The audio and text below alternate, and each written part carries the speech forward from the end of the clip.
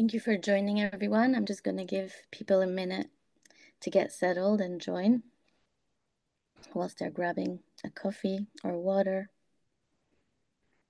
and we'll begin in a couple of minutes.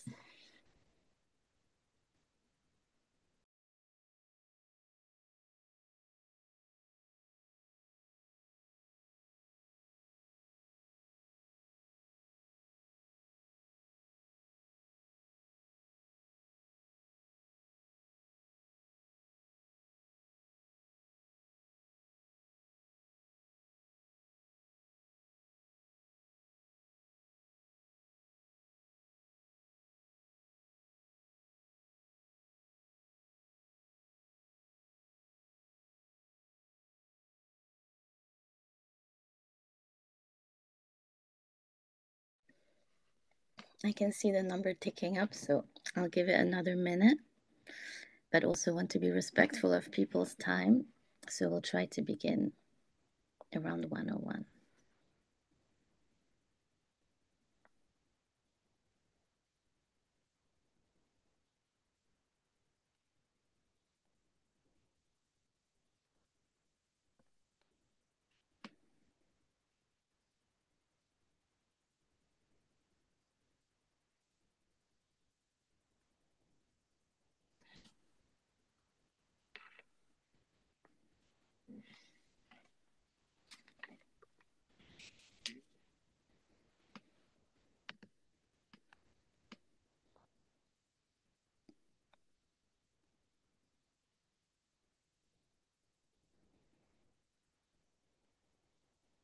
Wonderful. So welcome everyone to this webinar, Fertifa and Oliva collaboration around mental health and pregnancy loss, how to support your employees through pregnancy loss and miscarriage. I'm really excited for our webinar today, and I'm joined by Dr. Sarah. Hi, Sarah. And hi, Sophie, my colleague at Fertifa. And we're really pleased to have you, whether you're taking a small break, hiding away for 30 minutes, have this in your ears while you're having lunch. We're excited to have this conversation, which is very, very important, actually very close to my heart professionally and personally. So before we begin, though, a few housekeeping points. I just want to remind everyone that this webinar is recorded. So that means, of course, you can ask questions throughout, use the chat box, use the Q&A box. Just remember that if you want to use the Q&A box, tick the anonymous box to remain anonymous, and obviously not to use any identifiable information. We're going to have plenty of time for Q&A at the end. However, if you have a burning question, feel free to pop it in the chat or through the Q&A. And if you weren't able to stay for the webinar or you've missed it, we will send a recording at the end. So I will start by introducing myself. I'm Celine Crawford, your host for today. I run the people and operations side of Fertifa. And like many of us at Fertifa, I have a personal story with reproductive health, having had several miscarriages when trying to form my family. I've also worked in the people function and been a chief people officer for almost a decade now. So you can say that I've experienced two sides of the reproductive health coin, and hopefully this gives me a unique perspective on what we're going to be speaking about today. If you are new to Fertifa, we're Europe's largest reproductive health benefits provider. We help employees with clients like Meta and Lululemon to support their employees throughout the entire reproductive health journey, whether we're talking about menopause, whether we're talking about men's health, fertility, family forming. Essentially, we're helping employers creating more inclusive workplace environments. And so that is one of the topics today. How do you create an inclusive environment when it comes to supporting your employees through pregnancy loss? So to help educate us on this topic, I'm delighted to be joined firstly by Dr. Sarah Beitab from Oliva. So Sarah, if you would like to introduce yourself and Oliva, that would be great. Yes, thank you very much. So it's a great pleasure to be here. So I am the Chief Clinical Officer at Oliva, and Oliva provides very high quality mental health care and coaching to other businesses. So we don't believe that there is a one size fits all anything, and it's understanding what works for whom in relation to mental health care and coaching. I spent my whole career working in mental health. I founded companies and co-founded companies and have helped scale companies in the mental health space. I'm also a qualified lecturer and a researcher, and my research interest is understanding why some therapists are really good and some therapists are not very good. And I hope that my experience in mental health in the workspace, but also mental health in general. I've delivered about 37,000 hours of cognitive behaviour therapy in my career. So I hope that might be in some way useful today. Absolutely, absolutely. What a great experience you bring to the table, and I'm really looking forward to our conversation. Also with us today, we have Sophie Witz, who's a fertility midwife at Fertifa. Sophie, would you like to introduce yourself? Yeah, thank you, Celine, and thank you everyone for joining us today. Yeah, my name's Sophie. I'm one of the midwives here at Fertifa on the clinical team. I've been a midwife for around about 8 years now. I've worked in a variety of settings and cared for many families on their journeys in pregnancy, labour, delivery, and afterwards as well. I've had lots of experience with pregnancy loss, not only in my clinical job, but through personal friends and families. So I'm really excited to be talking about this topic today because it's a very important one, and hope that we can help open that conversation for many of you today. Absolutely. Thank you so much, Sophie. So before we begin with the meaty part of our conversation, we absolutely love data at Fertifa, so we can't help but start with a poll. So I will be launching a poll now for everyone who's here. And we have one question for you today, which is, does your workplace have employee support for pregnancy loss in place? And I would be really grateful if you said yes, no, or maybe you didn't know, and chose the option there. I'll give you a few seconds to do that. Can you see the poll, Sophie and Sarah? Yeah, okay, wonderful. So we have 70% of people have voted. Interesting. So does your workplace have employee support for pregnancy loss in place? I'm just going to give it a couple more seconds for a last chance to vote. Actually, it looks like we have more than 45% of people who do have a pregnancy loss support in place, which actually is amazing. I think it's a really great number. 29% said no, and 27% said they didn't know. And hopefully you've come to the right place, and we can talk about pregnancy loss support and policies in more detail a little bit later in our conversation. But thank you for participating. So I'm just going to share the result. Perfect. So to kick us off, obviously, sadly, we know, and as I said, from personal experience as well, that not every pregnancy ends with a baby. In fact, 1 in 4 pregnancies end in miscarriage, and even 1 in 100 women have recurrent miscarriage. So it's really important to understand, the different cases or the different contexts and situations that might happen when it comes to pregnancy loss, especially in the workplace. Taking myself as an example, if you don't mind, a couple of my miscarriages, one was at 14 weeks and one was at 7 weeks. So extremely different and extremely different types. So what I'm trying to say is pregnancy loss can look in very, very different. Sophie, coming to you first, can you explain for us a little bit the different stages of miscarriage, so we understand a little bit better from a medical perspective?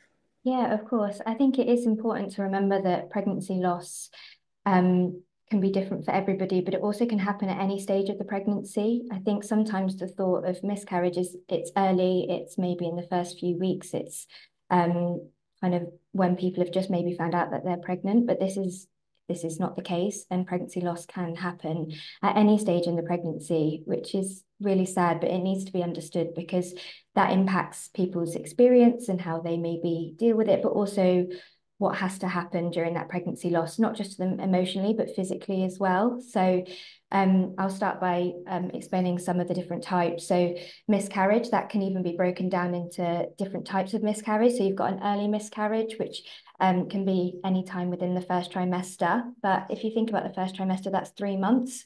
So for the people that are going through that, the parents that are going through that, that's not early. They'll have known for quite a while that they're pregnant. So even that terminology can be difficult sometimes. And then you have late miscarriage, and the terminology miscarriage can be used up until 23 to 24 weeks pregnancy. So that's over halfway in the pregnancy, and it can be very traumatic whenever a miscarriage happens. So I think it's about understanding that it's not always just early, kind of in the early stages of the pregnancy, that miscarriage can happen up until 24 weeks. And it can be also hard hearing the terminology miscarriage when you experience it later into the second trimester, because it's a baby that you've bonded with, you've had scans, you've had appointments, you've made plans. So having a terminology like miscarriage can be difficult, and you may find that some hospitals maybe don't use that terminology when speaking to patients to respect those feelings around that. There's also missed miscarriage. So this is where a patient may not have any experience any symptoms of miscarriage. So no pain, no bleeding, but they maybe go to an appointment or a scan and there is no heartbeat when they are at that appointment. And again, that can be really traumatizing for many reasons, because their body hasn't shown any signs that this has happened. So it can be quite a shock hearing that news. So that's just kind of a few examples of miscarriages. You also have chemical pregnancies. There's a molar pregnancy. Again, both can be very traumatic and upsetting. And then there's also ectopic pregnancies, which can happen where the pregnancy starts to develop in the fallopian tube. And not only is this an emotionally impactful pregnancy, but it's also a physically impactful, because it can be very dangerous if it grows and there's risk to the fallopian tube rupturing. There's the physical side of things. A patient may need surgery in order to prevent the rupture or to repair a rupture, and that can take its own physical recovery as well. So sometimes there may be a delay in the emotional impact of that pregnancy loss due to the physical recovery that is required. And then there is stillbirth. So stillbirth is when a baby passes away after 24 weeks pregnancy. And again, still very traumatic and can happen at any time in pregnancy, but it's still a pregnancy loss. And it's one that people maybe don't talk about a lot, because it is very upsetting and very scary to think about as well. People don't want to talk about these things, but it's important that there is education that these things can happen. So if you do then kind of meet anyone or you work with anyone that has experienced it, you can be understanding of what they may have been through. So I think it's important to understand that pregnancy loss can really happen at any time and can impact people very differently depending on what they've had to go through. Yeah, absolutely. Thank you so much for taking us through all of that. I had a molar pregnancy actually, and I had never heard the term before I had it, right? So it can be incredibly isolating, thinking that you're the only one. And I think the more we talk about these topics, the more we can help people going through these challenges. So this brings us to the second point. And I mean, you make a very interesting point around obviously early, mid, late. However, I feel as someone who's trying to form a family, it doesn't matter if you think you've been pregnant for 1 day or 24 weeks, something happens to you from an emotional perspective and mental health perspective. So turning to you, Sarah, I would love to hear more from you in terms of what do you think is the short-term and long-term impact for someone going through pregnancy loss from your experience, and obviously having worked with so many people. So sadly, there isn't a one-size-fits-all answer to that question. We're all different, aren't we? And and each pregnancy loss will be different. So if you're unfortunate to experience more than one, your experience might be very different. So the people are going to experience a range of possible symptoms. So they understandably grief and loss and tearfulness. And we know with grief and loss that every grief is different. And we know that tearfulness can creep up on you. You might think you're fine, and then something out of the blue, and you might not even know what it is, can suddenly hit you and you're in floods of tears. And that can be terribly embarrassing when you want to hold it all together. There's this kind of stiff upper lip, I mustn't make a fuss, and all of a sudden you're in floods of tears. And if that happens at work, whether you're in an office or you're working remotely, that's really embarrassing. I know you haven't answered this question, but I'm kind of almost tempted to get into, so what might we do about that? But maybe that comes a little later. Yeah, but I think, we can start thinking about what we can do, especially first from a human perspective, right? Before we go into the workplace setting, and how can workplaces be more supportive for individuals that are going through loss. But yes, I would love to hear yes, your take on what can we do. And as you say, it is extremely different from one person to another, but also from one loss to another. So, what can we do? So I think I think we all understand that it would be perfectly normal to get tearful, and at all sorts of different times and unexpected times. And I think it's having a little bit of a plan. So knowing, if you're feeling tearful, what might you do? And so that your manager or your colleagues might know. So you can leave. There is a plan. You might have somewhere that you might go. And so it's just knowing that it's okay and that I can leave, and if that were to happen, because I think the terrifying thing, this sort of debilitating thing is, oh my goodness me, I can't do this, I can't leave. And that just almost creates a problem with spikes on. So you're now anxious that you're going to get tearful. So you've got two problems now. So having just a simple thing like having a discussion, let's have a think about, if this were to happen, what would you do? Let's get something in place. So it's kind of the human side of it. So we've got feeling low, feeling tearful, the feelings of grief and loss. People might also start to feel anxious. This is potentially a stressful thing that happens to us. And I say us because it's not necessarily just the woman. It could be the partner too, who might feel anxious. You might feel guilty. You might have lots and lots of intrusive thoughts about, oh, I had a glass of wine, or I shouldn't have done this, or I went to that party, or all sorts of different things. Or is it something that I have done? And men and women might experience this. So know that we're a bit more prone to worry. And when we experience anything in life that is stressful, it has an impact on how we feel emotionally and physically. So we might that might affect what we do and what we don't do. So we might avoid things. We might not do things that we normally find pleasurable. So go to the gym, see our friends. We might become withdrawn. So these are normal, common knee-jerk reactions.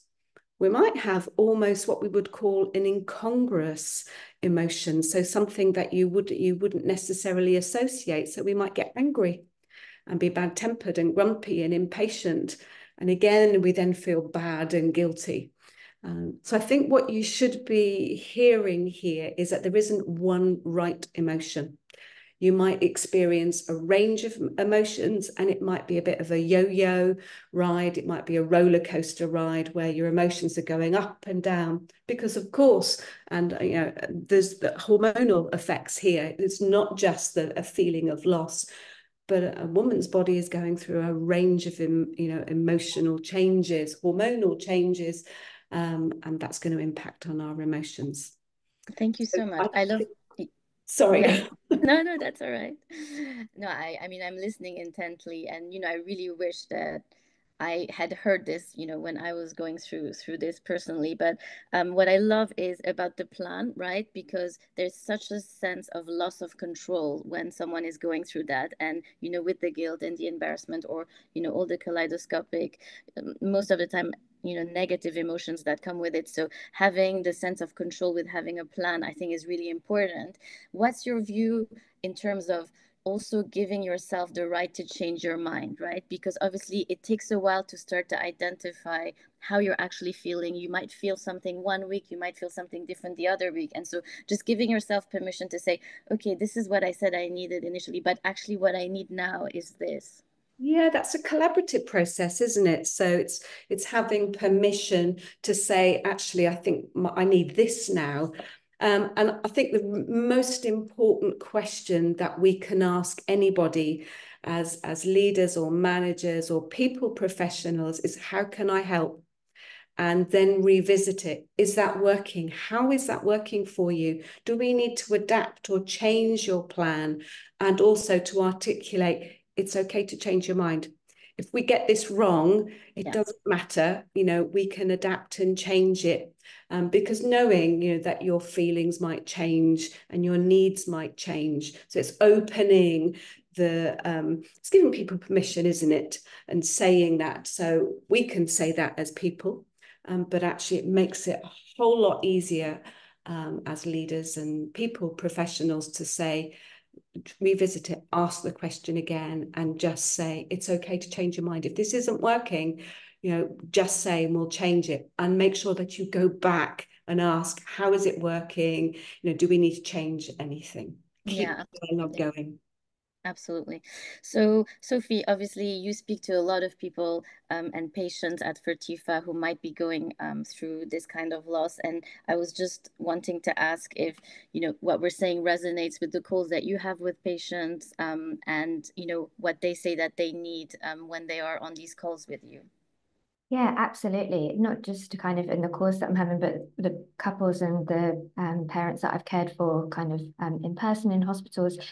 I think the thing that sticks with me is that everyone is different and everybody handles things differently and wants to deal with things differently. And particularly when I'm speaking with people on our discovery calls, is that some people want distraction. They want to be getting straight stuck into work. They want to be busy. They want to not have that headspace because for them, that's how they cope. That's how they grieve. Whereas other people want to just shut everything away. They want to be on their own. They want to isolate themselves to really process those thoughts. And it's about having the respect that people will handle things differently. But again, there will be many people that don't know how they want to handle this because it's a lot of confusion. There's so many emotions, like you were saying, about there's guilt, there's sadness, there's anger. So they can't even think what they want to do with returning to work, being at work. Do they want to be here? They don't know. They're not sure what the right thing is. Are they worried about if someone's going to bring it up and that's going to then kind of derail their day, or are they worried that everyone's going to ignore it? Everybody is so different, and I think that's why it's so important to have that conversation and allow that space for that person to have that conversation with their manager, with their HR representative, because they may not know, and it's not until maybe they start coming back to work or returning to work that they think this isn't working, but I don't know what to do because we have this plan in place or we've agreed this. But I think it's about having that open and safe space, and people may not want to broach the subject themselves because it's difficult to bring up. So as Sarah said, having that check-in saying, is this still working? Is there anything else that can change? How are you feeling at the moment?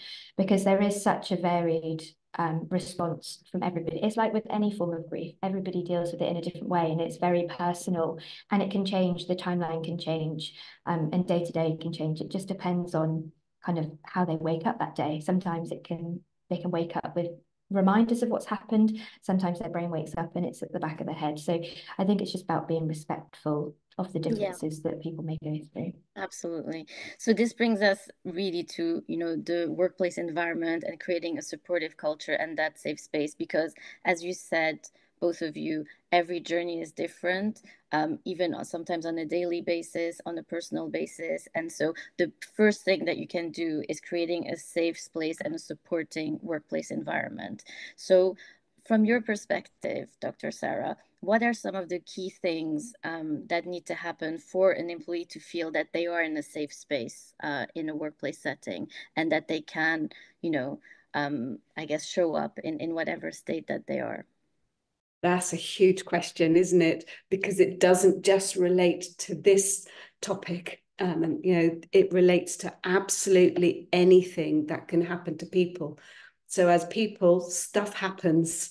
And, we're at work a big chunk of the time, aren't we? So we're going to bring that stuff to work. So what you're really asking is, how do we create a psychologically safe workplace? Now, I think that starts at the top. I think it starts with the senior leadership team. And we're all human beings. And I think just being humble. So sharing our own experiences. So as a senior leader, I think it's important to tell people a little bit about me. They don't need to know it all. But for instance, I have 5 children. I have a disabled child. And, you know, right now it's tough and it's difficult. And I talk about it. And I talk about it not because I'm looking for anything at all. I talk about it because I'm modeling. Our CEO, Javi, he talks about, you know, his experience of having mental health difficulties in the past, and Sanj, our co-founder, they talk about it. We talk about this stuff on LinkedIn all of the time, because if it's okay for us to talk about it, and it's not just talking about it, it's saying, hey guys, actually, I need to take the afternoon off this today because all hell's broken out in my life. And actually, I'm no good to man nor beast this afternoon. And I go, because it's all very well saying, you know, talk about it, you can do what you like. But if the senior leadership team don't do this stuff, other people copy them. So if you work all hours, you know, if you don't take time off when you're sick, if you don't admit that, you know, you're a human being and you've got problems, then that just ripples down through the company. And it just means that if I share and I'm modeling, and I'm also asking questions, so I'm a very nosy person at work. So I'm always looking and just seeing how people are. And if I notice that somebody is just not themselves, I'll find a way of having a gentle conversation. So all of this is about modeling that it's okay to ask, it's okay to suffer, and we're all human beings all together.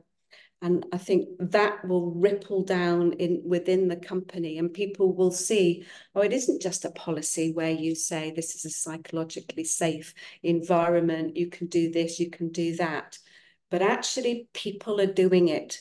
And the relief that comes from knowing that if something goes wrong in my life, that it's okay, you know, people will understand, I need to do what I need to do. And the great thing about that, in my experience, is that when you have that kind of culture, people are so grateful and they give back. So when they're ready and they go back to work, you know, it reaps its rewards, because it's like, you know, this is an amazing place to work and people have understood and given their space. So that's a very quick and simple answer, but I think it's the biggest thing that I would say is that it starts with the senior leadership team. Absolutely. And I completely agree with you. I think there's no point having the best policies in the world if they are not modeled or mirrored by people who, you know, we look up to and are setting the tone for the culture, then you might as well, you know, not have anything. So, I mean, that is a really important point. I think a lot of the times as well, we talk about educating managers. So, you know, obviously we spend a lot of time at work. So, you know, when we look at this stat, not just around pregnancy loss, but also infertility, a lot of the times employees say that they're really suffering because of the direct relationship with the manager, or that the manager doesn't understand them. So I wanted to turn to you a little bit, Sophie, and just in terms of education, I think obviously manager is really important. I also personally think that it's important to educate everyone in the company, because not everyone will go to their manager. They might pick someone else, someone that they feel close to, or might be someone in HR. You know, what are some good ways to be able to educate, or at least open the conversation around pregnancy loss? I think just by simply actually having a conversation about it, I think it's not a conversation that's had. So just speaking about it as a team and being understanding that it's a topic that a lot of people keep very close and private to them. So you may not actually even know that someone's maybe trying to conceive until they've had a pregnancy loss. And there is sometimes a lot of fear about talking about trying to get pregnant or starting a family in the workplace, about fear of maybe job security, or worried that it may impact kind of promotion, things like that. So it is something people, even outside of the workplace, keep very close to them and very private. So I think just by having generalized conversations about pregnancy loss with whole teams, not just because you know someone is pregnant in the team and it might happen to them or that is looking to start a family, just having those conversations and understanding, like I mentioned at the beginning, about this could be happen at any stage in pregnancy. There could be different varying degrees of loss as well and different experiences, because I think it may help with that education, also including on things what maybe is inappropriate to say or maybe what's not appropriate to say. And I think that is one of the main key things. Anything that anybody ever says in relation to pregnancy loss is always meant with good thoughts and positivity and not meant with any harm or malice. However, maybe they don't think how it is receiving some of the comments. So, for example, people that I've spoken to have been told, oh, it was early, so that's fine. And the person saying that isn't saying that with any ill intent or any malice, but that really hurts, because I often say to people that are going through pregnancy loss that you plan that pregnancy and you think about that pregnancy before you've even taken a test. So it feels like a loss from the first day, and it doesn't matter how early that is. You're planning a life with that baby, whether it's day one or kind of 20 weeks. So saying it's early doesn't justify the loss, and it can be really hard to hear. But I think when people are speaking about loss and grief, they want to give some positivity to try and help these people, but actually some comments like that can be really hurtful and harmful, and maybe will stop people talking. So I think not just educating on kind of what pregnancy loss can look like, it's about actually sometimes saying not a lot is really helpful, and just saying, I'm very sorry. And you don't need to find positivity, because there is no positivity within pregnancy loss. So saying it was early, or another common one, and I don't like to bring it up, is if someone's already got children, is, oh, well, at least you've got one already. And that doesn't matter. This pregnancy loss is still so traumatizing and so emotional and so wanted. That pregnancy was so wanted that it doesn't matter. And comments like that may be seen to be positive, but actually can be really harmful. So just communication around that and educating around that is really important. Yeah, that's so true. And we actually had a question in the Q&A, which I think you just answered, and it's, would you classify a failed embryo transfer as a pregnancy loss, right? And so, yes, anything really, because it is a loss and it's something that you've been planning, something you were attached to. Probably one of the worst thing I heard, which also was meant in a very positive way, is like, it was meant to be. And it's like so hard, like, how can it be meant to be? Like, it's quite difficult to hear all these things. But again, I think, as you're saying, it's really difficult to know what to say as well. And of course, there are great resources at hand to help educate managers, like, for example, the Miscarriage Association, or other websites that actually do simply say, I'm sorry. However, it can become quite tricky, because I think pregnancy loss is a very special kind of grief just for individuals. And just turning to you, Sarah, you're saying goodbye, or you're grieving most of the time someone you've never met, or you've not seen. So it's quite a special kind of grief. So how can managers or people help in being empathetic and supporting individuals who are going through that time? I think this relates a lot to what Sophie is saying. As human beings, most of us are really caring, warm, and empathic, and we want to do good stuff. And we want to say something nice, as you were saying, Sophie, and actually it can be better to say nothing at all. I think silence and a gesture, if you know somebody well enough to put your arm on their shoulder, sometimes it's okay to hug people if we know them well enough. That can be, it can say more than words itself. Just a look, a smile, eye contact, time, tissues. I'm here. How can I help? My door is always open. These are just very, very simple human gestures. And I think people know that there's nothing you can do. that's going to take away this feeling. And actually, that's not what they're looking for. They know that there is nothing absolutely that's going to make them feel better, but just to know that you are empathic, you are understanding, you are there, and you can portray that in very, very simple ways. Absolutely. That's actually had goosebumps when you were saying these things, because it really brought me back to a few years ago. But absolutely, you're not looking for a solution, because there is no solution. You just want to feel like you're in a safe space, you're being heard, and someone's here from you, and you're not alone. I think is what you're looking for. And I think it sounds like very simple and basic, but it's so important for the foundational support of anyone going through these journeys. Sometimes we may not actually tell you, the whole story or everything around it. It might not be their first miscarriage. There's always more than meets the eye. So, be gentle, be present. I think it's such great advice. So this is obviously around the psychological safety in companies, how we can be there to support, whether we're a manager or a peer, a friend, leadership coming from the top. A longer term way to support is also through having a policy. So obviously a policy is not the be all and end all, but it is good to have a policy in place. And I have a question in the Q&A. What does advanced support from organization look like around pregnancy loss? So I think this will be a good chapter to talk about this.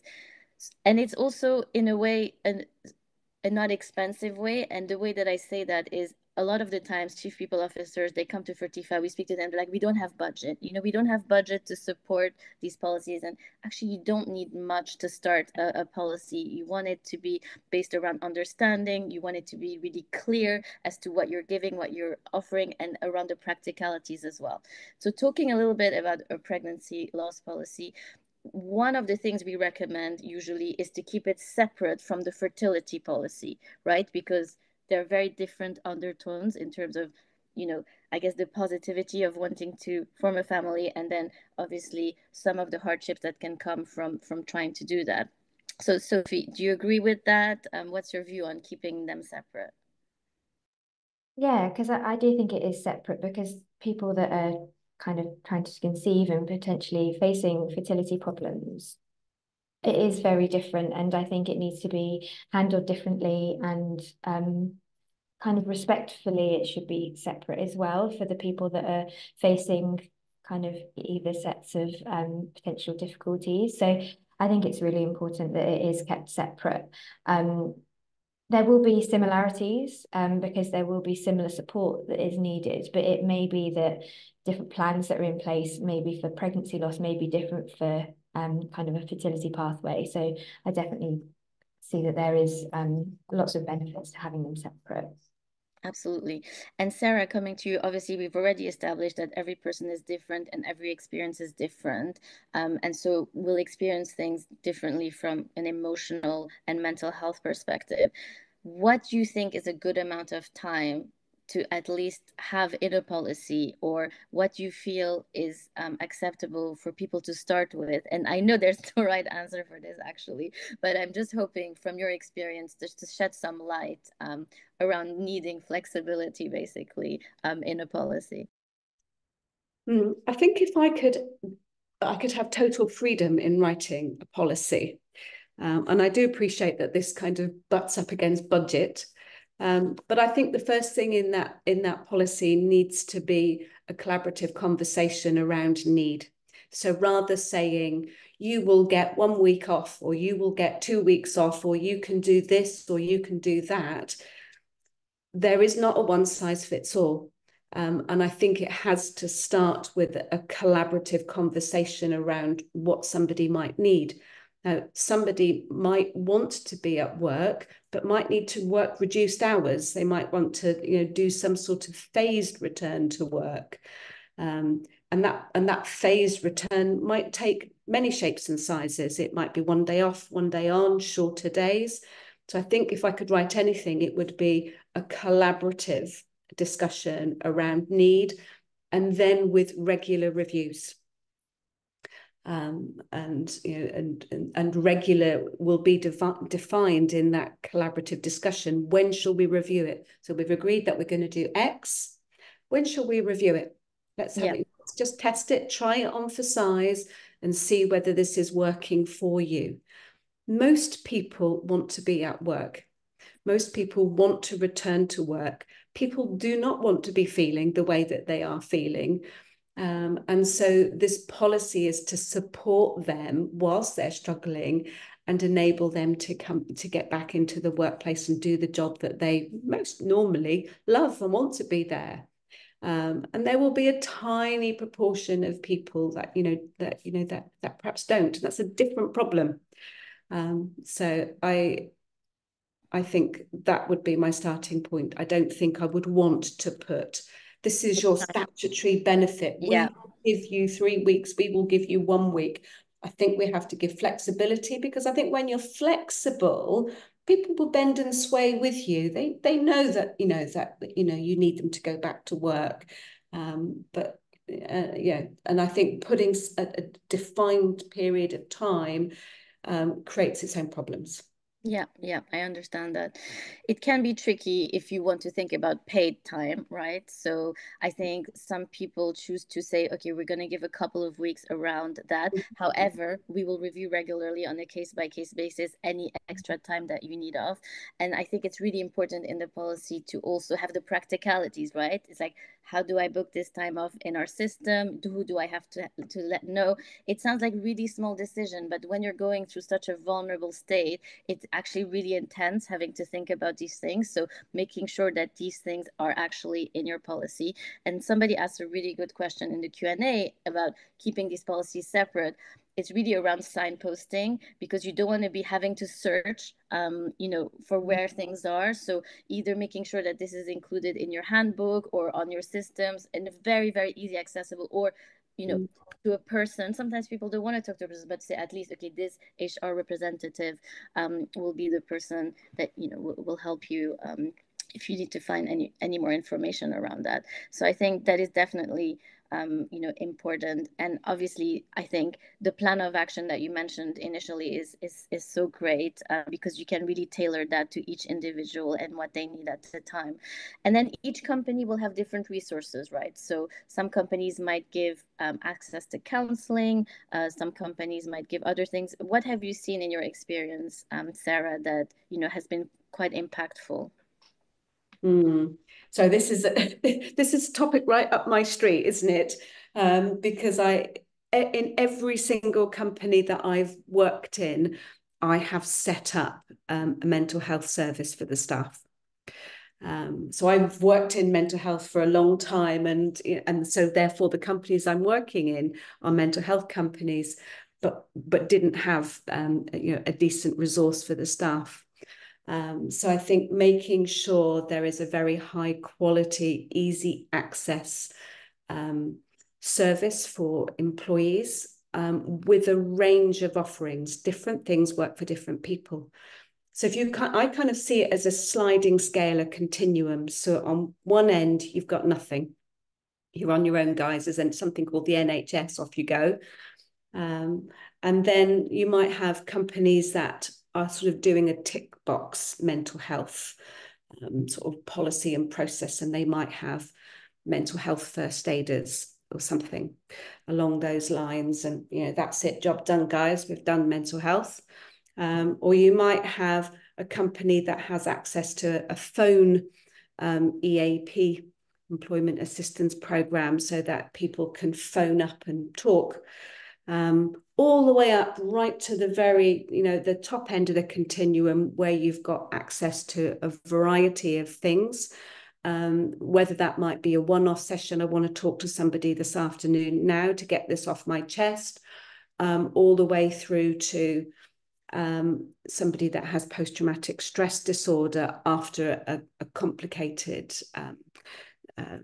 pregnancy loss. Because we know that some people will experience PTSD and will be really, really poorly and need very, very specialist care. Again, I sound like a scratch record. No one size fits all. So, you know, what some of those things will suit some people. The telephone service will suit some people, but it won't suit everyone. The mental first aider will suit some people, but won't suit everyone. You need something that has the breadth and depth and easy access, confidential or completely away from the HR team, where people can feel that they know that they're going to get very, very good, high quality care that works for them. And it's really easy to use. Absolutely. That's, you know, absolutely on point. So I have nothing to add to that. Was there anything, Sophie, that you would add in terms of what a pregnancy loss policy should include to make sure that it's helping employees in the right way? No, I don't think so. I think the only thing maybe to include is I know we have touched on it, but it also including partners. Oh, yes. So it not just being kind of the pregnant person, it's also then the partner in that relationship as well, and acknowledging that, because I think that is so important. And that will look different. It may be that they need to be on standby, that if their partner is at home and needs them, they need to be able to leave to take a call or go to them work from home to be able to be that support. But it also means that they may need that emotional support, that mental health support as well, to process what they're going through, because they may process it very differently to how their partner does.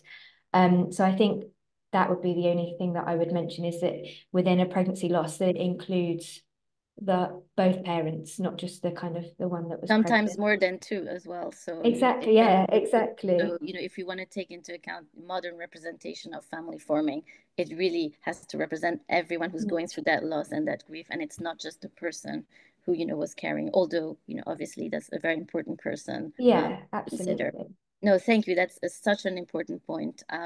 So there were a few questions in the chat actually around the policy. Would this be different than sick leave? I mean, usually we at Fertifa recommend to keep it separate from sick leave, and it's really either qualified as other absence, or sometimes in a more confidential way that people want to portray it. I don't know, Sarah, if you had any thoughts on that particular. Yeah, it's a tricky one, isn't it? I quite like your idea. Other absence. I think the thing that that stands out is that when you're off work, people are going to say, what's wrong with that person? Why are they off? And again, I think this is about having a conversation. Is what do you want people to know? Yeah. What would you like people to know? Because some people will get an awful lot of comfort from saying, just tell people. Yes. I just want everybody to know. And other people will say, I just don't want anybody to know at all. I want it to be really private. So in which case, calling it sick leave suits them just fine. Right. So Right. I think within that policy, we don't necessarily have to call it anything. Let's Giving have people a the talk about options. exactly that. Yeah, Yeah. absolutely. Absolutely. I mean, it's so true what you say. When I had my first miscarriage at 14 weeks, I did not want to tell anybody. And I think, it was the first shock. And then with the other ones, I felt a bit more comfortable. I was more educated, and I actually wanted to share my story to help combat the loneliness. And so I was actually fine with sharing that. So it's absolutely true. Even again, within one individual, you just don't know what would be best. This is a good question, actually. I've seen some bereavement policies include pregnancy loss, indicating the set number of days. Would you recommend pregnancy loss is standalone outside of the company bereavement policy? Sarah, what do you think? I think somebody, one of the audience said something around, let's make this really easy to find. So if you're trying to look for the policy as an employee, you don't want to be searching, could it be this one? Could it be that one? You want it to say, it needs to say what it is on the tin, doesn't it? So you can go straight to it. So I like that. That's not my idea. That's somebody else's idea, but I like it. Absolutely. I like it as well. I think it's hugely important. So I didn't realize we were so close to time already. It's been such an engaging conversation.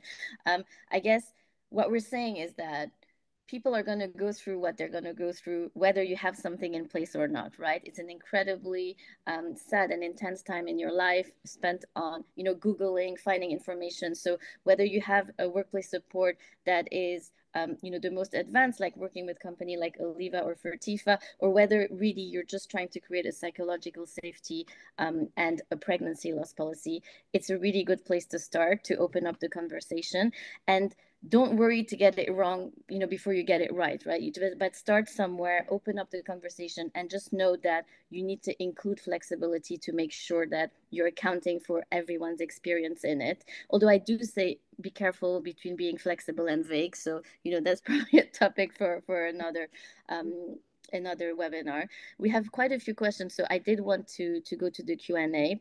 First of all, I want to thank people for sharing their stories. We've had people in the chat, people in the Q&A as well. I know how hard it is to share, so I do really appreciate. A question around baby showers in the office, right? So obviously we've said that it can be incredibly triggering, and you're not sure what's going to trigger you. I mean, a baby shower is definitely going to be on that list. Something that we've recommended is having almost like a buddy or someone who alerts someone that a baby shower is going to happen if the person wants to work from home that day, or anything like that. But Sophie, what do you think about baby showers and helping someone who's privately going through pregnancy loss? I think even if you maybe aren't aware that someone's going through something, or even trying to conceive, trying to start a family, I think it's important to maybe put, if there is any information going out about it, to say, if anybody doesn't feel comfortable attending or does not wish to attend for personal reasons, that's absolutely fine. Again, and not having that pressure that everybody has to attend, but even just maybe saying that may spark others to think, oh, I wouldn't even think that someone may not want to attend it. So it may then prompt them to think, oh, maybe I shouldn't ask everybody that question, or ask things around trying to get pregnant, trying to start a family. So I think just giving that safe word at the bottom of any, say, email, invite, alert, just to say, this is open to all. If you, for personal reasons, do not wish to attend, you don't need to. So not even having to say, come and speak to me, because if they're keeping it secret, they don't need to tell anyone. It's 100%. Just about saying, we will understand if not everybody turns up. We understand it's not personal. That's good. And I think, Sarah, you mentioned mental health first aiders. We also have had people who have fertility officers, or just, designated people around the company who are always thinking of, someone else's perspective. Are these good people to help, I guess, implement, a safe environment and making sure that we're protecting people as much as possible? Yeah, I'm pausing there because we put a lot of weight and responsibility onto these people that have gone off and done training, and they go off and do the training, because they want to, generally. But I kind of feel that there's a big onus of responsibility on them sometimes.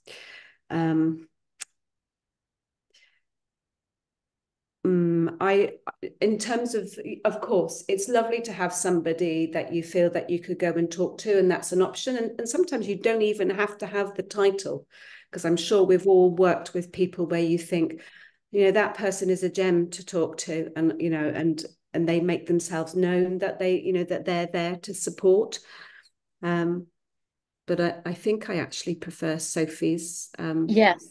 Sorry, maybe I didn't say it in the right way. It wouldn't be to go to talk to. It's just someone who, maybe will remind people to include in the baby shower invite. Oh, don't forget to put that line in, or don't forget this or that people might not think at all when sending out their happy news or an invitation. So less than like the one-to-one conversational support. However, this brings me to the last question in our Q&A, which is really powerful. And I really want to thank this person for sharing their experience. So someone who experienced a stillbirth at 34 weeks and then returned to work after 3 months leave. Everyone knew about the loss, obviously, for obvious reasons. And despite coping well, 8 months on, that person is still struggling and actually is not really getting any check-ins from colleague. And so a very important question, how can we convince people to start conversations and continue having those conversations, when either one, they're not sure what to say, or two, significant amount of time has passed? Going to you, Sarah, first. Yeah. I think this is a thing that happens to us as human beings with grief, is that we kind of, there's this period, after the event, where, we provide support. And then there's almost this if you are the person that is grieving, if you're the person that's had the pregnancy loss, there's almost like this unwritten rule. I have to be better by this time. And life doesn't work like that. You can't help when you feel better. It's a process that you're going through, and all sorts of things might happen, and you will have that roller coaster ride. But often the people around that person sort of think, oh, can't ask about it now because it was 6 months ago and I don't want to upset them. And so the more time that goes by, nobody says it, and everybody sort of, walking away and think, oh, thank goodness, I don't have to talk, I don't have to deal with that anymore. I don't have to have that difficult conversation. And I think that's where we get ourselves into difficulties. So I think it is very much about ensuring that there is somebody who has that responsibility to check in with that person and to keep that conversation going, and to be a little bit nosy. Just you can tell, use your human instincts. How is that person? Are they behaving in the way that they might normally behave? And go and ask, and keep asking. It is a collaborative thing, that we can ourselves say, oh, I'm still suffering, but that can be incredibly hard to do, for all sorts of reasons. So this comes down to have, the manager, the HR team, somebody that has a relationship, a working relationship with that person, keeping that conversation going, and also thinking about signposting. So even if you don't have a mental health service within your company or somewhere where you can go, you can say, who have you spoken to? Have you talked to your GP? Go and talk to somebody about this. Yeah. Because there is so much that can be done, and that person's feelings are absolutely bang on normal. But the longer things go on, you end up having a problem that has spikes on because you feel bad, and we beat ourselves up. Should be better by now. Yes. Absolutely. Thank you for that. Yeah. If we have an employee struggling with pregnancy loss, can we refer them to Fertifa? We are a Fertifa client. Absolutely. You will have someone like Sophie speaking to them, so please refer them. In fact, I'm going to put this in the chat if you want to get in touch with Fertifa for whatever, or Oliva for mental health and well-being. Please don't be shy. So before we close, Sophie, any final thoughts on, I think we've covered a lot around pregnancy loss. I know you have so much experience as well, speaking to couples, patients, and everyone. Any final thoughts before we wrap up? I think one thing, it's kind of following on from how Sarah answered that last question. It's a lot of couples that have gone through kind of pregnancy loss want to acknowledge the baby. So I think a lot of hospitals will do things like memory making for couples that go through pregnancy loss, again at various stages of that.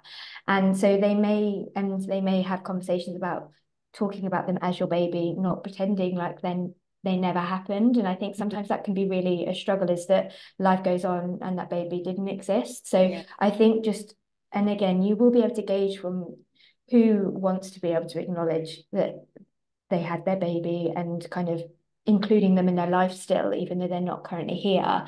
So I think if you have someone that wants to speak about their baby, let them speak about them and let them talk about them, because it was still their daughter, their son. They probably will have named them, and they were someone they loved and bonded with. So respecting that and kind of acknowledging that they were a baby. Do you know what I mean? Absolutely. And their baby is really yeah. In fact, since February 2024, you can also have a miscarriage certificate if it's a loss before 24 weeks. And I think a lot of people find it very comforting to have that, to acknowledge, or what they've gone through as a family. So that is also something that exists. So thank you so much for joining, Dr. Sarah Baytup and Sophie Witt. I really enjoyed our conversation. I hope you found it insightful with some actionable points, and looking forward to the next one. So thank you so much. Bye.